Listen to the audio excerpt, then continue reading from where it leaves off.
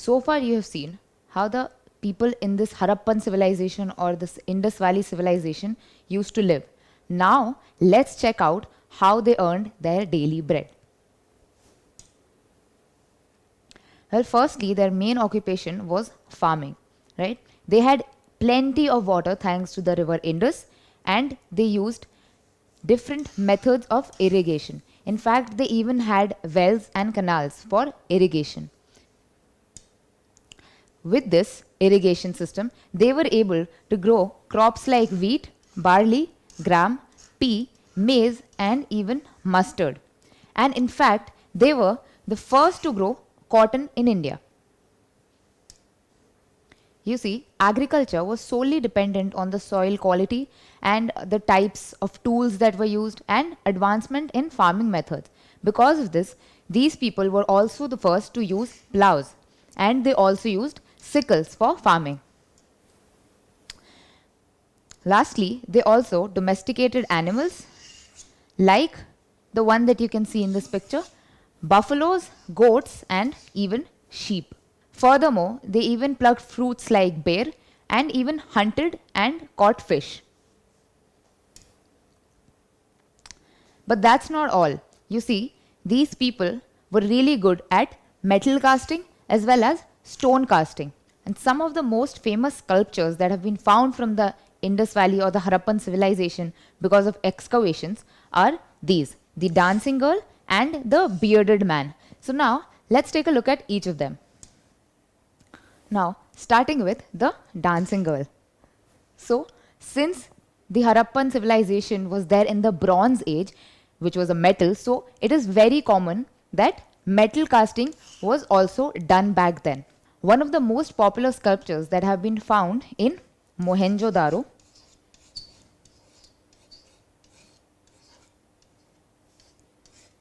So, after excavations in Mohenjo-daro, this sculpture was found and she is known as the dancing girl.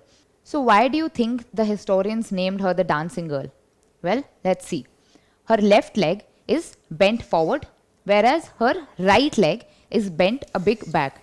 Apart from that, her right hand rests on her hip, right? So historians think that it might be a form of the Tribhanga posture, which is a very common stance taken by the dancers in the Odissi dance form. Right? Now let's take a look at the image again. Well, as you can see, her left hand is fully covered with bangles. So can you see this hand? So these bangles were either made of ivory or bones. Lastly, you can also see that she is holding a small ball against her left leg and is wearing small necklaces, and also that her hair is tied in a bun. So this was the description for the dancing girl. Apart from the dancing girl, a buffalo and a humped bull has also been discovered, which tells us how good the Harappan people were at metal casting. However, they did not just stop at metal casting. They were also good at stone casting, which was done during this Harappan civilization. So now let's take a look at this sculpture. This sculpture is known as the bearded man. Why so? Well, let's see. You can see that a shawl is draped over the left hand and the right arm, right? Apart from that, let's take a look at his well-trimmed beard and his half-shut eyes, right? So because of these things, the historians think that this might be a sculpture of a yogi. So taking a look at this sculpture that has been found after excavations in the Harappan civilization, we can understand how good these people were even in stone sculpting or stone casting. So did you know that the Harappans liked dressing up? You see, women used to wear a shawl and a short skirt held together by a girdle, whereas the men used to wear long unstitched garments. And as you can see from the pictures, they both loved ornaments. Now, the Harappan people did not even stop after metal casting and stone sculpting, right? They in fact were great at terracotta sculpting as well. So this terracotta was a type of clay that was used to make different things. For example, Take a look at this first picture here. This is of Mother Goddess. This is a sculpture that has been found after excavations again, right? So we can see that she has a punched nose and she is also wearing decorative artistic ornaments, right? The Mother Goddess was supposed to bring prosperity and fertility. So it can be said that maybe these people used to worship her, right? Now, apart from that, using terracotta, they also did pottery, and such pottery has also been found from excavations, right? And the Harappans also used to paint things on the potteries. So because of pottery, we can also learn several things about the Harappan civilization. Now, don't you think after making so many different kind of things, they would want to sell it? Well, that is where trade comes in. Trade was an important source of income, right, during that day and age. Apart from that, there was abundance of inland trade and the use of uniform weights and measures, which you can even see here, right? These are the weights and measures that were used by the Harappan people back then, which have been found from several excavations done within the civilization. And these weights were spherical and cubical weights that have been found after excavations. So spherical weights as well as cubical weights have been found from excavations. So now let's take a look at the internal or inland trading that used to happen back then. Firstly, metals like copper and gold and even rice was traded. So the Harappan people did not have the concept of money. So how were things traded? Well, they had the barter system.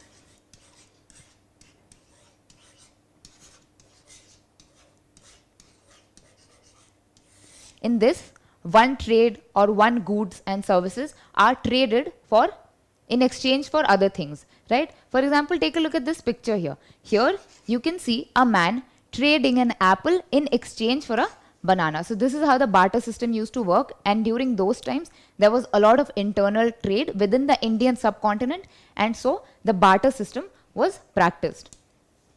So since we've already seen that the Harappan people were great at metal casting, they were able to create such tools which we can even find today. Furthermore, metal tools, weapons and kitchenware were distributed from Harappa, another city Mohenjo-daro and Lothal, which were the chief centers of metallurgy. These are the places that metal tools and other things made out of metal and weapons and kitchenware were created and then further distributed to other cities. Well, you see, another city that has been discovered from this civilization was Lothal. So in Lothal, a dockyard has been found which stood beside a tributary of the Sabarmati river, and this was discovered in 1954. So let's see.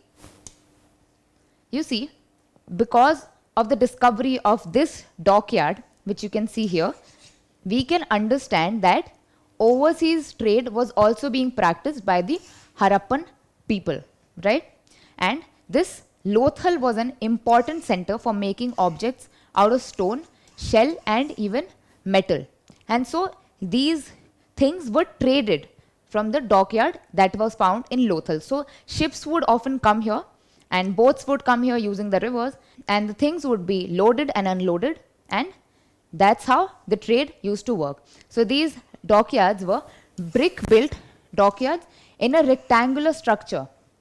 So because they were also very high, there was protection from floods. And these were built in such a way that they have survived the ravages of time, and so we still get to see such dockyards. And because of this, we can understand that there was overseas trade practiced by the Harappan people.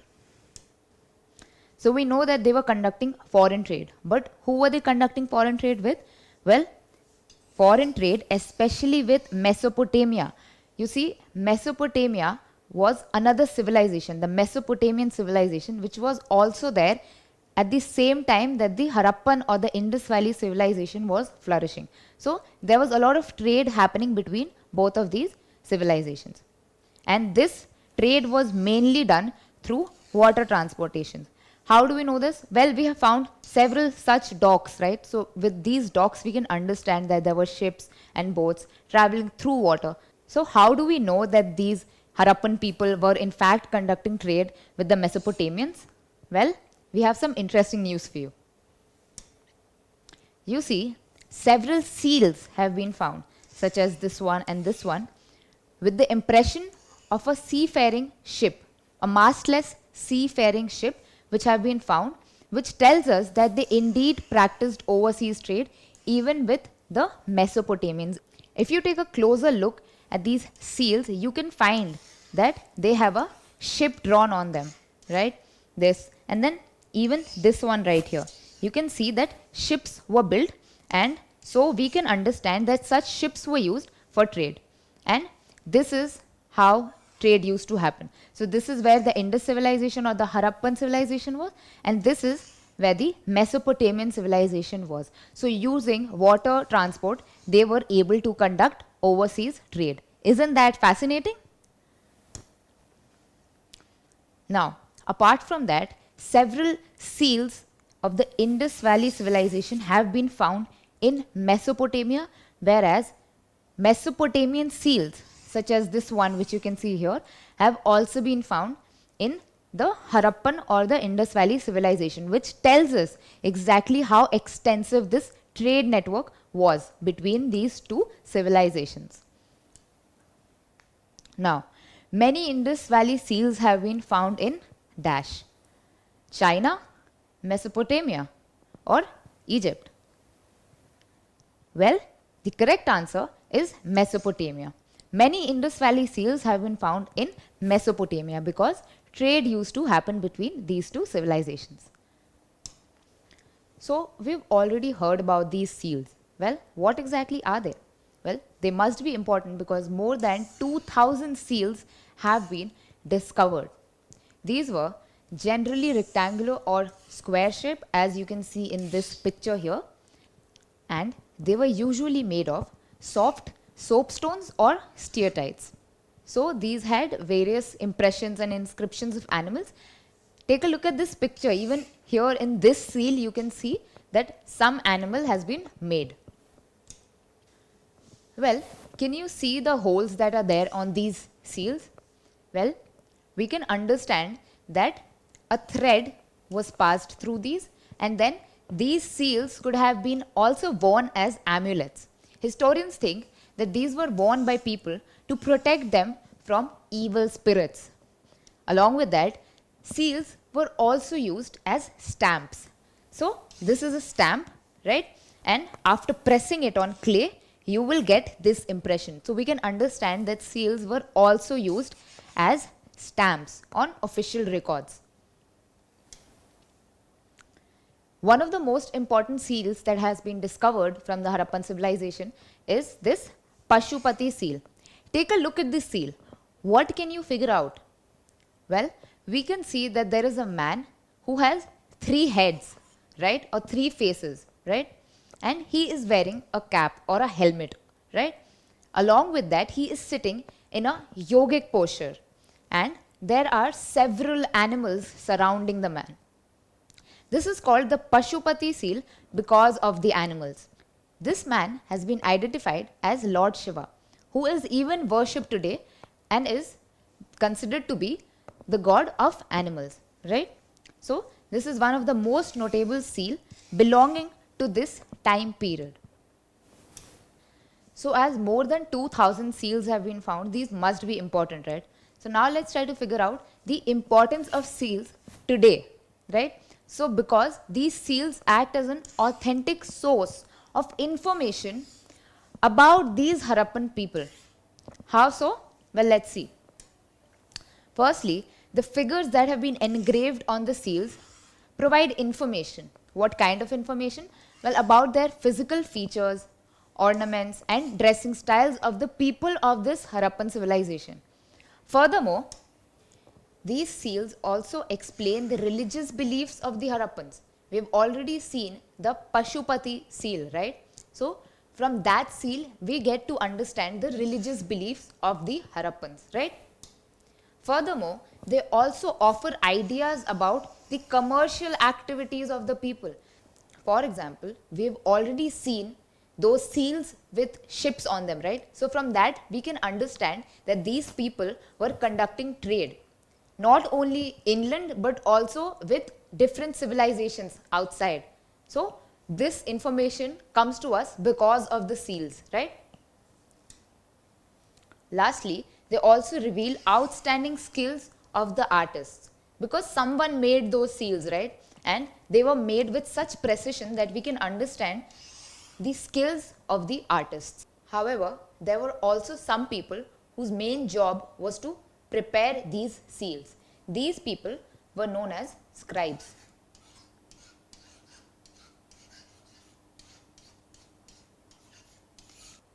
These scribes were the people who could write, who knew how to write, and perhaps they even wrote on other materials which have not survived. So now you must be wondering, how was life in an Harappan city, right? Well, you see, it is likely that the rulers sent people to distant lands to get metal, precious stones and other things that they wanted. The rulers would then keep the important or the valuable metals and stones that were found by these people and keep it for themselves, right? These would include ornaments such as gold and silver, or even beautiful beads. Now, in this civilization, there were also various craftspeople, men and women, who would either be making things using these raw materials in their workshops or in their houses. So, do you know what raw materials are? Well, imagine that you have to bake an amazing cake. What will you do? Well, you will take the ingredients, right? Eggs, milk, chocolate, flour, and many other things, right? And then you will combine all of these things and make the final product, which will be the cake. So that's how raw materials also work. These are artificially created sometimes, or grown by farmers, or can come naturally. For example, cotton, which are grown by farmers, which is a raw material from which we get the clothes that we wear today, right? So these are raw materials. Now the thing is that the Harappan people did not have a lot of raw materials inside their civilization. So to acquire these raw materials that was used by the craftspeople for making different ornaments and jewelry, they would require that they bring these raw materials from outside, right? Because of that, copper was imported, or they got copper from present day Rajasthan and Oman. Other than that, tin from present day Afghanistan and Iran. So you will get the metal bronze if you mix tin with copper, right? So tin was imported, or they got tin from Afghanistan and Iran. They even liked jewelry so much that they imported gold from present day Karnataka, and precious stones were brought in from present day Gujarat, Iran and Afghanistan. So we can understand that a lot of trade was going on in the Harappan civilization, as they were bringing in many different raw materials from different parts of this planet. So far, we have seen that the Harappan people loved making different kinds of ornaments and jewelry using raw material, right? Well, faience is a material that is artificially produced. So it was also a raw material, right? And using faience, these people used to make beads, bangles, earrings and even tiny vessels. Take a look at this picture here. This is a small faience amulet recovered from this civilization. So there is also a hole here through which a string would pass, and then the people could wear these as amulets. Isn't that interesting to know? So in the beginning, we asked the question, let's find out how did they earn their daily bread, right? Well, now we know exactly how they earned their bread. They were farmers. They were also great at metal casting, stone casting, and even used terracotta for several different things. Apart from that, trade was also booming during the Harappan civilization, right? There was inland or internal trade, and there was also foreign trade, which we can understand by taking a look at various different seals that have been found. So from all of this, we can actually understand just how great this Harappan civilization truly was. Don't forget to subscribe to our channel and hit the bell icon. You can also register for free on deltastep.com or download the DeltaStep app and get easy access to more than 5,000 amazing videos as per your school syllabus. Master each topic with our adaptive practice technology. Get million+ questions with step-by-step solutions and unlimited mock tests. Get all your doubts resolved instantly. Learn via games and get a chance to win amazing prizes like PlayStations and iPads. So at DeltaStep, learning is not just fun and easy, it's rewarding too. So register for free now.